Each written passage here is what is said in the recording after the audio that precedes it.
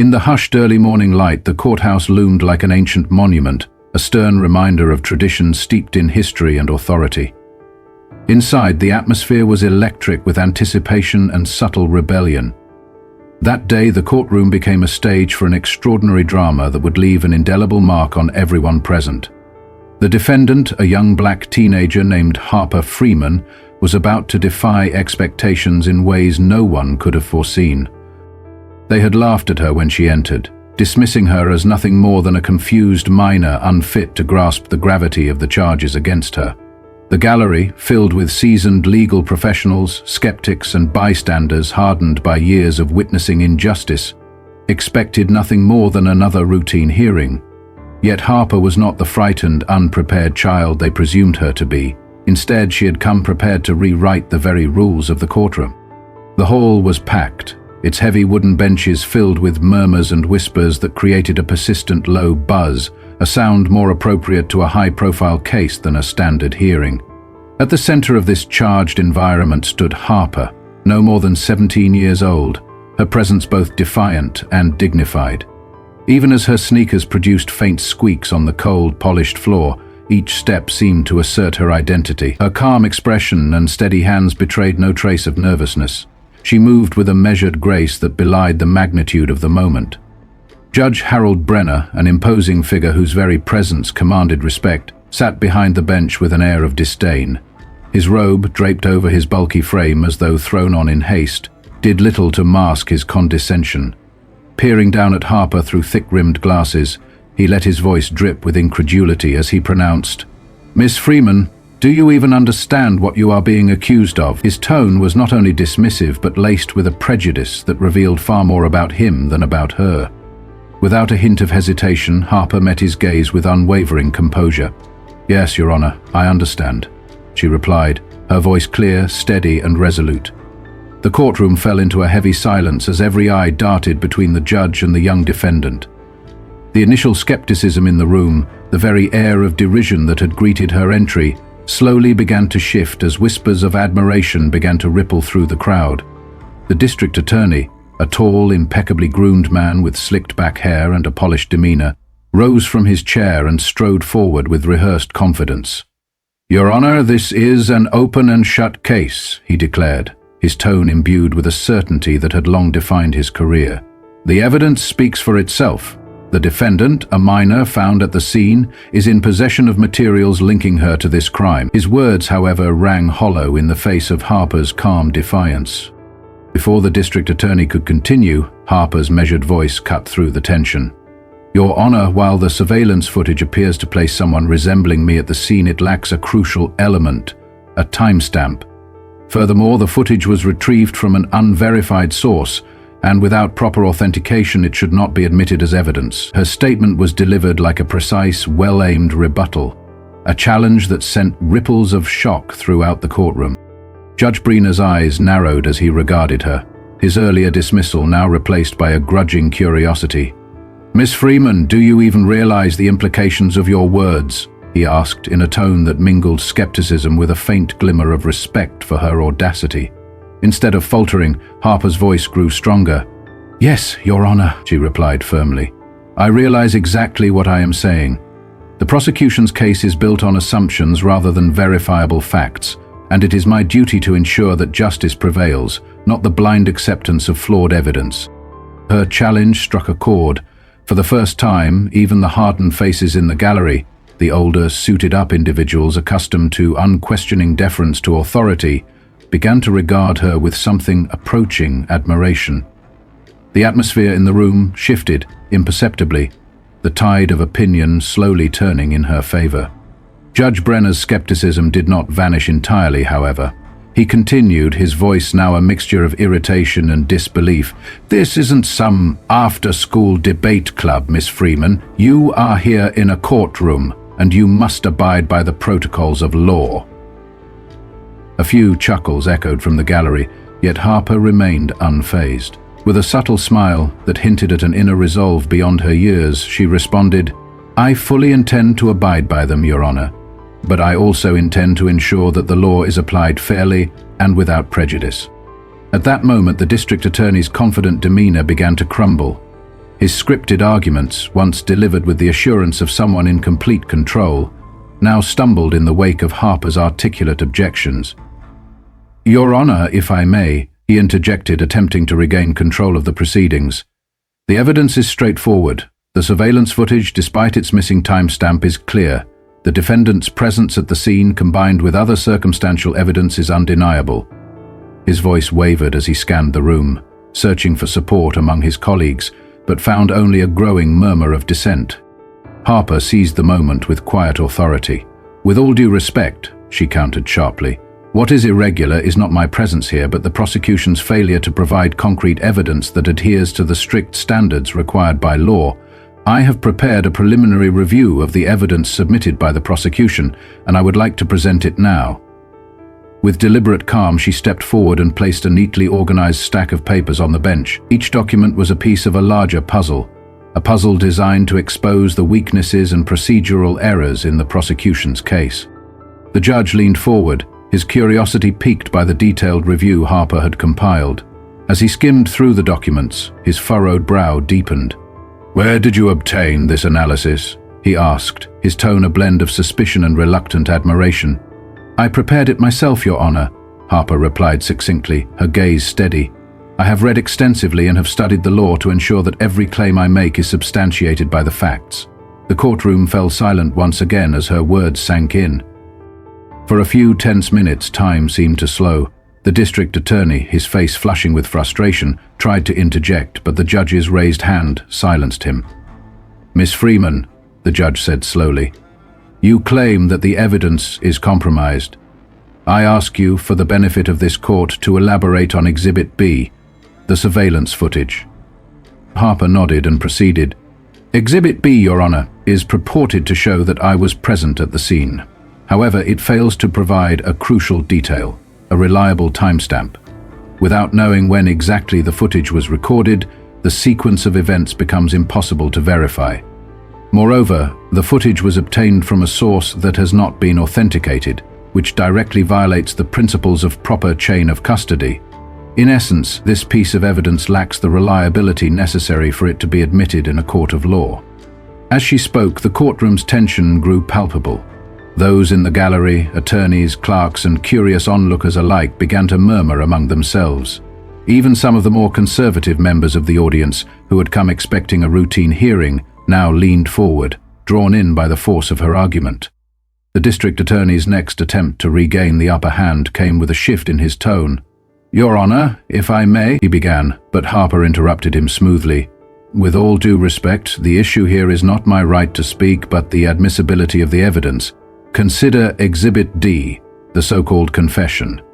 This document was signed after hours of interrogation, and crucially, without the presence of legal counsel. Such a procedure violates the defendant's constitutional right to legal representation and renders the confession invalid." Her words, measured and precise, resonated deeply with the core values of fairness and justice. The judge's expression grew more thoughtful, and even the district attorney's confident mask began to falter.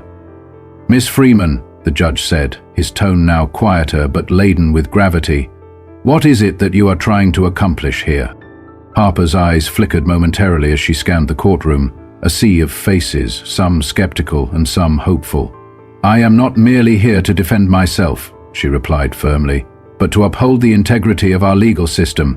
I stand before you not just as a defendant, but as someone who believes that the truth must prevail over assumptions, and that justice must be administered fairly, regardless of one's age or background." Her declaration hung in the air like a challenge to every preconceived notion about what it meant to be young, black, and underestimating the law. The judge's eyes, now softened with a mixture of regret and respect, regarded her with a look that spoke of an internal struggle between tradition and the undeniable clarity of her arguments. After a long, suspenseful pause, the judge resumed, "Miss Freeman, I have never encountered a case quite like this. Your arguments are compelling, and the evidence you have presented reveals significant flaws in the prosecution's case. It is now incumbent upon us to re-examine the assumptions that have long governed this courtroom." At that moment, a quiet murmur of anticipation swept through the room. as if the very foundations of the legal establishment were being questioned for the first time in decades. The district attorney, now visibly rattled, attempted one last appeal. "Your Honor, while I acknowledge that certain procedural errors have been noted, the overall evidence remains." Before he could finish, Harper's voice rang out, steady and unwavering. "Your Honor, the overall evidence is built on inconsistencies and oversights. I have here a forensic analyst's report that outlines every discrepancy in the surveillance footage, its missing timestamp, its unverified source, and details the lapses in the chain of custody.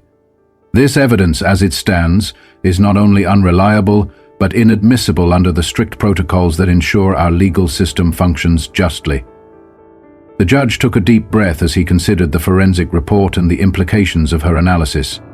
His gavel rested on the desk for several long moments before he spoke again.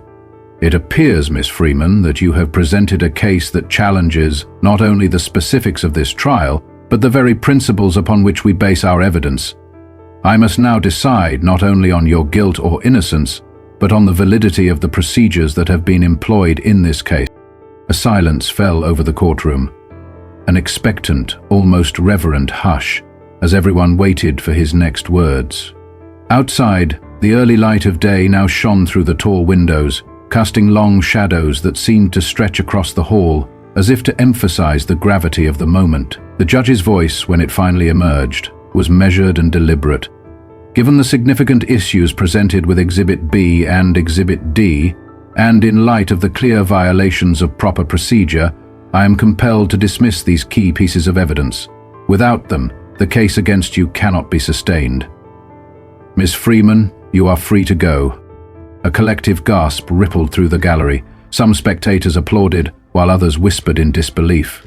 The district attorney's face turned a deep shade of crimson, and even Judge Brenner's own expression softened, tinged with regret for his earlier dismissiveness. For Harper, the verdict was not merely a personal triumph, but a vindication of her unwavering belief in the power of truth and due process. In the aftermath of the decision, the courtroom slowly emptied, the once intense buzz of tension giving way to a reflective silence. Harper remained seated for a moment, absorbing the enormity of what had just transpired.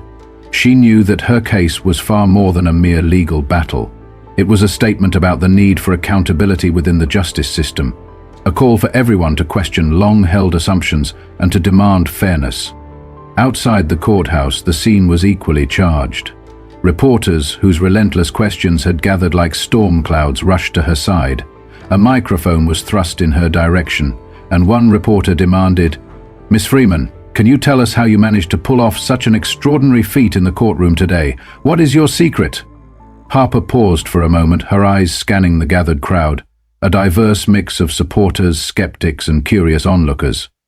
With a small, measured smile, she responded, "There is no secret. The law is meant to serve everyone, not just those who fit a certain mold. Today's ruling is not only about clearing my name, it is about proving that intelligence, determination, and the unwavering pursuit of truth know no age, no boundaries." Her words resonated deeply, sparking conversations far beyond the courthouse walls. Over the following days and weeks, Harper Freeman's case became a symbol of hope and change. Legal experts debated the implications of her arguments. Community leaders hailed her as a trailblazer, and many who had long felt marginalized found new strength in her example. Within the legal community, her success sparked an introspection that had been long overdue. Bar associations and legal reform advocates began to question outdated protocols and systemic biases that had for too long silenced voices like hers. Seminars were held, and discussions ensued about how the system could be reformed to ensure that every individual, no matter how young or unconventional, could have their day in court, judged solely on the merits of their argument and the strength of the evidence presented. In one particularly memorable follow-up meeting at a local community center, Harper was invited to speak to a group of aspiring young lawyers and activists. The room was filled with bright, eager faces, each one reflecting hope and a desire for change. Standing before them, Harper spoke not just of her case, but of the broader struggle for justice. "I stand before you as proof that our voices matter," she declared passionately. "We must continue to challenge every assumption that holds us back. The law is not an impenetrable fortress built solely for the privileged few. It is a tool for fairness, for accountability, and for progress. Her words ignited a spark in the audience, inspiring many to pursue careers in law and activism, determined to carry forward the mantle of reform. News outlets soon picked up on the story of the young attorney who had turned the courtroom on its head. Editorials, opinion pieces, and in-depth interviews praised her for her intelligence and fortitude, while legal scholars debated the ramifications of her success on future cases. In one notable televised debate, a panel of esteemed jurists discussed how Harper's approach had forced the legal community to rethink long-standing practices. "What Harper Freeman has shown us," one panelist stated, "is that the law is a living entity, ever evolving, capable of growth and in desperate need of voices that challenge its shortcomings." Another jurist added, "Her case highlights the essential need for every courtroom to be a place where truth prevails over prejudice, where every piece of evidence is scrutinized without bias, regardless of who presents it." Even within the courtroom where it had all unfolded, changes began to take shape. Judge Brenner, known for his rigid adherence to tradition, found himself reflecting deeply on his own conduct. In subsequent cases, he made a conscious effort to temper his skepticism with greater openness to arguments from unexpected sources. While the case of Harper Freeman would always remain a watershed moment in his career, it also served as a catalyst for his personal transformation, an evolution from rigid authority to a more balanced, thoughtful arbiter of justice. For Harper herself, the journey was far from over. While the dismissal of the charges was a momentous victory, it was only the beginning of a much larger battle against systemic inequities. Determined to use her newfound platform to advocate for change, she began working closely with legal reform groups and civil rights organizations. Together, they embarked on campaigns to educate young people about their rights and to promote transparency and accountability within the justice system. Over time, Harper's story evolved into something much larger than a single courtroom victory. It became a symbol of the power of resilience, a rallying cry for those who had long felt voiceless in the corridors of power. Community centers organized legal literacy workshops inspired by her example, and young people across the nation began to see in her a reflection of their own potential, a reminder that, no matter the obstacles, the pursuit of truth and justice was always within reach. As months turned into years, Harper continued to build on her legacy. She went on to mentor aspiring attorneys, sharing her experiences and the lessons learned from that fateful day in court. Her unwavering commitment to justice inspired countless others to challenge the status quo and to believe in the transformative power of knowledge. In interviews and public appearances, she often reiterated the message that had carried her through the darkest moments of the trial: never let anyone define your worth or limit your potential. The law is not an exclusive club, it belongs to every one of us. In a candid conversation with a seasoned journalist during a nationally televised interview, Harper reflected on the journey that had taken her from the courtroom to becoming a voice for change. "I was once seen as just a kid, someone who wasn't taken seriously," she admitted. "But I learned that the power of truth and justice is not measured by age or experience. It is measured by the willingness to stand up, to speak out, and to demand that every action taken in the name of the law is done with integrity and fairness. That is the true measure of our society." Her words resonated deeply with viewers across the nation. Social media buzzed with messages of support, and countless individuals shared their own stories of overcoming obstacles, inspired by Harper's bold defiance of convention. Forums, online groups, and community discussions sprang up, all echoing the same message, that every person has the right and the responsibility to challenge injustice and to fight for a system that works for all. The impact of that historic courtroom day would be felt for generations.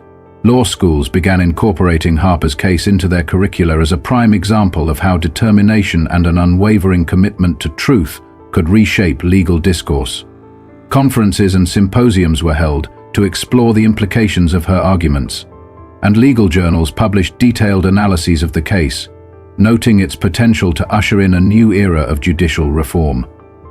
In time, the story of Harper Freeman became more than a singular narrative. It became a movement characterized by a collective demand for a justice system that recognizes the inherent worth and potential of every individual, regardless of age, race, or background. Through her continued advocacy and relentless pursuit of reform, Harper challenged every member of society to examine their own biases and to strive for a system where justice was not a privilege but a universal right. The ripple effects of her triumph reached far beyond the courthouse. In communities across the country, local leaders began to re-examine policies and practices that had long perpetuated inequality. Grassroots organizations emerged, dedicated to legal education and reform, their work a testament to the idea that change begins with the courage to question, to learn, and to act. In towns and cities where voices had once been silenced by tradition, the call for justice grew louder, a call that resonated with every individual who believed in the power of fairness and equality. As the years passed, Harper Freeman's journey continued to unfold like a beacon of hope in a complex and often unjust world. Her story, marked by moments of defiant courage in the face of overwhelming odds, became a narrative not of a single courtroom victory, but of an ongoing struggle for a better, more inclusive legal system. It was a reminder that true progress is achieved not by the silent acquiescence of those in power, but by the relentless insistence on holding every institution accountable. Looking back on that pivotal day in the courtroom, one can see how every whispered doubt, every sneer of derision, and every dismissive remark was transformed into a powerful catalyst for change. The laughter that had greeted her arrival had given way to respectful silence, and the initial disbelief had blossomed into a collective realization that when truth is championed with conviction, even the most entrenched systems can be challenged and reformed. Today, as Harper continues her work as both an attorney and an advocate for justice, her story serves as an enduring testament to the idea that the most underestimated individuals can indeed become the catalysts for monumental change. Her legacy is not defined solely by the legal victory she achieved on that unforgettable day, but by the countless lives she has inspired to stand up, speak out, and demand that justice, true, impartial, and accessible to all, prevails. In the echoing halls of the courthouse where it all began, the memory of that transformative trial lingers like a whispered promise. A promise that no matter how deeply entrenched injustice may seem, the spirit of determination and the pursuit of truth will always find a way to break through the barriers of prejudice and indifference. And so, the story of Harper Freeman endures. A story that challenges each of us to reflect on our own assumptions, to question the status quo, and to dare to imagine a world where justice is not an elusive ideal, but a lived reality for everyone. As the courtroom lights dimmed and the echoes of gavel strikes faded into the corridors of justice, a new chapter began to unfold, not just for Harper Freeman, but for everyone who had ever felt marginalized or silenced by an indifferent system. In that moment, when the weight of centuries-old prejudices was challenged by the steady resolve of one brave soul, the spirit of change was unmistakably ignited. Outside the courthouse, beneath a sky that seemed to promise endless possibility, Harper stood quietly amidst a sea of reporters, supporters, and curious onlookers. Her expression, though calm, radiated an inner strength born of years of quiet determination and fierce belief in the power of truth. It was a strength that had carried her through the most daunting moments in a system designed to break rather than uplift her. And as she spoke to the gathering crowd, her words measured yet impassioned, she reminded everyone that justice is not a privilege reserved for the few, but a right inherent to all. Today, she declared, her voice resonating with both warmth and authority, "We have witnessed that the law is not static. It is a living, breathing instrument meant to serve every person equally. The power to challenge injustice, to question long-held norms, and to demand accountability lies within each of us.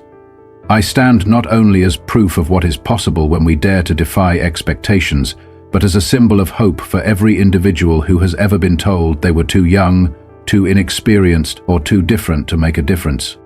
Her words, echoing in the crisp air of the early evening, began to weave a tapestry of renewed belief among the crowd. Each person who listened felt the stirring of a collective resolve, a determination to reshape the institutions that had long seemed immutable. In that transformative moment, it became clear that the significance of the day transcended legal victory. It was a call to action, a reminder that every injustice can be dismantled when courage meets opportunity. In the days that followed, Harper's victory served as both a beacon and a blueprint for change.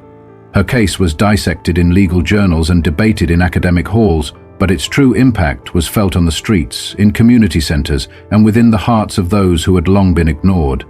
Schools organized forums and workshops inspired by her example, teaching young people not just about the law, but about the importance of resilience, critical thinking, and standing up for what is right. The narrative of a young black attorney who challenged the status quo had sparked conversations that transcended the boundaries of legal discourse, reaching into the very fabric of society.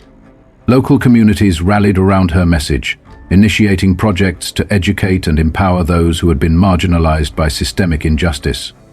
Grassroots organizations emerged with renewed vigor, each one committed to ensuring that the lessons learned from that historic trial would pave the way for a more equitable future. In city halls and community meetings, discussions turned from despair to determination as people began to envision a system where justice was not an elusive ideal, but a tangible reality accessible to every citizen. Yet for Harper, the journey was far from over. In quiet moments of reflection, she often recalled the piercing gaze of the judge, the condescending tone of the district attorney, and the skeptical whispers of those who doubted her. But she also remembered the unexpected nods of approval, the subtle shifts in attitude, and the spark of hope in the eyes of onlookers who saw in her not just a defendant, but a harbinger of change. Each memory served as both a reminder of the battles fought and a motivation to continue the work that lay ahead.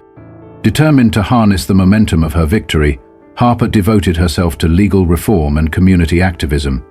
She began collaborating with civil rights advocates, crafting proposals for systemic changes aimed at dismantling the barriers that had once seemed insurmountable. Her voice, now amplified by both legal acclaim and grassroots support, resonated with the promise of a new era, one where the scales of justice were balanced not by tradition or bias, but by fairness, empathy, and the relentless pursuit of truth. In countless interviews, speeches, and written reflections, Harper emphasized that her struggle was not unique. "I stand here not as an anomaly," she would say, "but as a testament to the untapped potential that resides within each of us."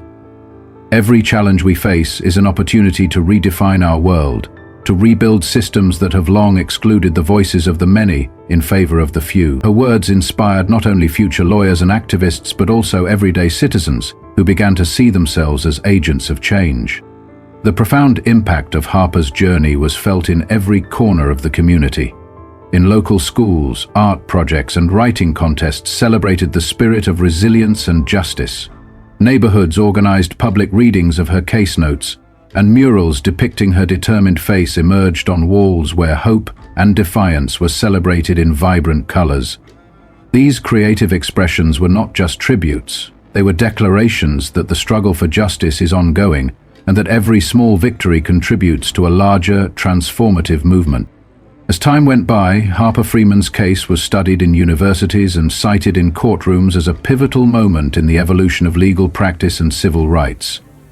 It became a symbol, a rallying cry for all who believed in the power of one voice to challenge a system and ignite a collective awakening.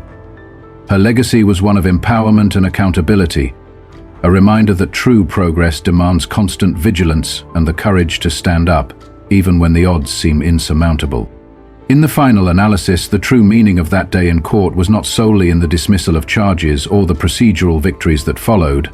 It lay in the enduring message that justice, when pursued with passion and integrity, is a force that can transform society. Harper Freeman's story, marked by bold defiance and compassionate advocacy, serves as a timeless reminder that every individual, no matter how underestimated or overlooked, holds within them the potential to change the world. And so, as the echoes of that transformative trial continue to reverberate through the halls of justice and the hearts of those who dare to dream of a better tomorrow, the legacy of Harper Freeman endures. It is a legacy of hope, resilience, and the unwavering belief that every barrier can be overcome. It challenges us all to break free from the confines of outdated norms and to embrace a future where every voice is heard, every truth is valued, and every person is empowered to pursue the promise of a just and equitable world.